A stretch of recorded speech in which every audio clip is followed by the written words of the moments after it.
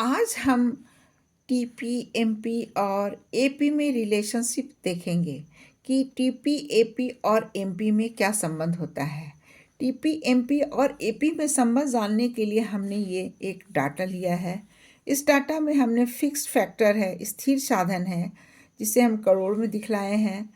Variable factors अर्थात परिवर्तनशील साधन है जिसे हम 0, 1, 2, 3, 4, 5, 6, 7, 8 लिए हैं। टीपी यानी किसी वस्तु के उत्पादन पे जो साधन लगता है उसमें स्थिर साधन में जब परिवर्तनशील साधन लगाते हैं तो उत्पादन में प्राप्त होता है। तो हमें किस आधार पर प्राप्त होता है, इसके पहले के वीडियो में हमने टीपी, एमपी और एपी निकालने का फॉर्मूला देखा है और टीपी, एपी और एमपी किसे कहते हैं ये भी देखा है। तो इस डाटा में हम देखते हैं कि टीपी क्या है। टीपी किसी वस्तु की अधिक इकाइयों का, जैसे जैसे हम इकाई बढ़ा रहे हैं यहाँ पर हम देखेंगे उत्पादन भी हमारा बढ़ रहा है, तो उसे हम टीपी कहते हैं। और एपी, टीपी बाई क्यू, ये जो क्यू है वेरिएबल फैक्टर है, उसको कुल उत्पादन से जब हम भाग देते हैं तो हमारा एपी निकलता है। और एमपी जो है हमारा TPn-1 से निकलता है, अर्थात ये टीपी है, पहली इकाई की मान लिया जाए TP4 है तो ये TPn हो गया। और TPn-1 अर्थात इसके पहले वाला 4 के पहले जो ये 0 है टीपी, उसको हम माइनस करते हैं तो हमें एमपी निकलता है। इसका हमने फॉर्मूला और इस पर एक वीडियो हमने पहले भी डाला है। तो इस तरह करने पर हमें एक इस तरह का डायग्राम डाटा प्राप्त होता है टीपी, एपी और एमपी का। और अगर इसे हम डायग्रामेटिक प्रेजेंट करते हैं तो हमें इस तरह का कर्व प्राप्त होता है इस डाटा से। जैसे कि देखिए टीपी, जैसे जैसे हम वेरिएबल फैक्टर लगा रहे हैं हमारा टीपी बढ़ रहा है, एक सीमा पर वह बढ़कर स्थिर हो जा रहा है 30, उसके बाद वह घट रहा है। इस डाटा में हम देखेंगे कि जैसे देखिए जैसे जैसे हम वेरिएबल फैक्टर लगा रहे हैं टीपी हमारा यहाँ पर एक बार मैक्सिमम हो जा रहा है 30 हो जा रहा है, उसके बाद वह कांस्टेंट हो जा रहा है, यहाँ 30 हो जा रहा है, उसके बाद वह घटना शुरू हो जा रही है। और दूसरा हम देखेंगे एपी, एपी देखेंगे यहाँ पर बढ़ रही है। जब तक टीपी बढ़ा है, यहाँ पर देखिए, ये देखिए ये हमारा एपी बढ़ा है, एक बार स्थिर हो गया है, फिर एक बार वह घटना शुरू हो गया है। इस डायग्राम में भी हम देख सकते हैं कि यहाँ पर हमारा एपी प्रारंभ में बढ़ रहा है, एक बिंदु के बाद वह घटना प्रारंभ कर देता है, लेकिन यह कभी भी नेगेटिव नहीं होता है, यह पॉजिटिव ही होगा। और एमपी का हम देखेंगे, एमपी हम देखेंगे कि यह क्या है, यह बढ़ रहा है। देखिए 4 है, 6 है, 8 है, 6 है, फिर 4 है, 2 है, 0 है और -2, एक सीमा तक वह भी बढ़ रहा है, 8 तक बढ़ी है, उसके बाद वह घटना शुरू हो गई है, उसके बाद वह शून्य हो जाती है और फिर माइनस में चली जाती है। यहाँ पर देखिए एपी का कर्व प्रारंभ में यहाँ पर बढ़ रही है, उसके बाद वह भी घटना प्रारंभ कर दी है और घटकर शून्य हो जा रही है। तो इस तरह जब हम एक वैल्यू लेते हैं और उसका हम जब कर्व बनाते हैं तो इस तरह का हमें एक डायग्राम प्राप्त होता है। अब हम देखेंगे कि यहाँ पर टीपी, एपी और एमपी में क्या संबंध है। देखिए AP curve is the slope of the straight line from the origin of each point on the TP curve. MP curve is the slope of the TP curve at each point. इसका अर्थ यह हुआ कि AP वक्र TP वक्र के मूल बिंदु से प्रत्येक बिंदु से सीधी रेखा का ढाल है। MP वक्र प्रत्येक बिंदु पर TP का ढाल है, जैसा कि यहाँ पर दिखलाया गया है कि देखिए इसका यह किस प्रकार से ढाल है। दूसरा संबंध होता है व्हेन एपी इज मैक्सिमम। जब एपी मैक्सिमम होता है वहाँ पर एमपी बराबर एपी होता है, अर्थात जब एपी अधिकतम होता है तब एमपी बराबर एपी होता है, जैसा कि यहाँ पर दिखाया गया है।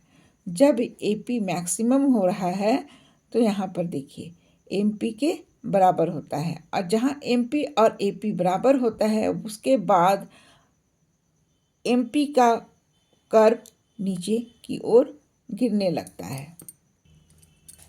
नेक्स्ट हमारा है when TP is maximum MP is zero, अर्थात जब कुल उत्पादन या टीपी अधिकतम होता है तो एमपी शून्य होता है, जैसा कि इस डायग्राम में हमने देखा है। देखेंगे यहाँ पर जब टीपी मैक्सिमम हो रहा है तो एमपी क्या हो रहा है, शून्य हो रहा है, इसे ही कहा गया है।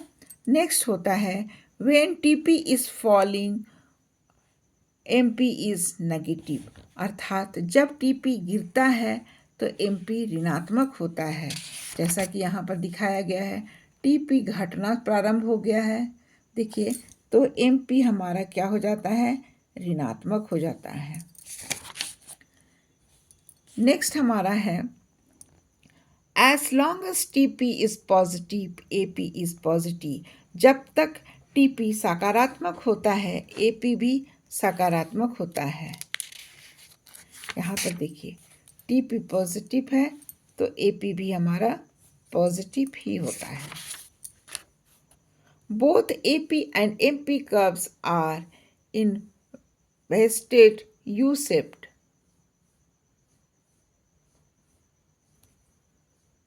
अर्थात एपी और एमपी वक्र उल्टे यू आकार के होते हैं। नेक्स्ट है हमारा relationship between TP and MP curve. अब हम देखेंगे टीपी और एमपी में क्या संबंध होता है। तो जो हम पहले देखे थे वही यहाँ पर भी है। MP at any point on the TP curves is the slope of the TP curves at that point. The value of the slope rise then falls till TP is maximum. At what point slope of TP curves is 0 and beyond that it is negative, अर्थात सीमांत उत्पाद वक्र कुल उत्पाद वक्र के किसी बिंदु पर उसका ढाल होता है। कुल उत्पादन अधिकतम होने तक ढाल बढ़ता है और उस बिंदु पर ढाल शून्य होता है तथा उसके बाद ऋणात्मक होता है। सेकेंड है MP curves rises initially reaches a maximum when the slope of the tangent to the TP curve is stepped and declines after that. MP वक्र प्रारंभ से बढ़ता है टीपी के अधिकतम बिंदु तक पहुंचकर यह घटता है। नेक्स्ट है when TP is maximum MP is zero, जब टीपी में अधिकतम होता है तब एमपी शून्य होता है। नेक्स्ट है when TP falls MP is negative, it economic meaning is that additional behaviors so down the productions process that is total output falls. This implies that MP of that works is negative. जब TP गिरता है MP ऋणात्मक होता है। इसका आर्थिक अर्थ यह है कि अतिरिक्त मजदूर की इकाइयां लगाने पर उत्पादन भी धीमी हो जाती है, अर्थात कुल उत्पादन गिरता है। यह बताता है कि उस मजदूर का सीमांत उत्पादन ऋणात्मक है। नेक्स्ट है TP is the area under the MP curve, TP MP वक्र का क्षेत्रफल है। नेक्स्ट हमारा है the following portion of the MP curves illustrates the law of variable proportion. MP वक्र का गिरता हुआ हिस्सा परिवर्ती अनुपात के नियम को दर्शाता है। नेक्स्ट है MP is positive as long as TP is increasing, but becomes negative when output in decreasing। जब तक टीपी बढ़ता है एमपी सकारात्मक होता है, परंतु जब टीपी घटता है एमपी ऋणात्मक हो जाता है। Thank you for watching my video.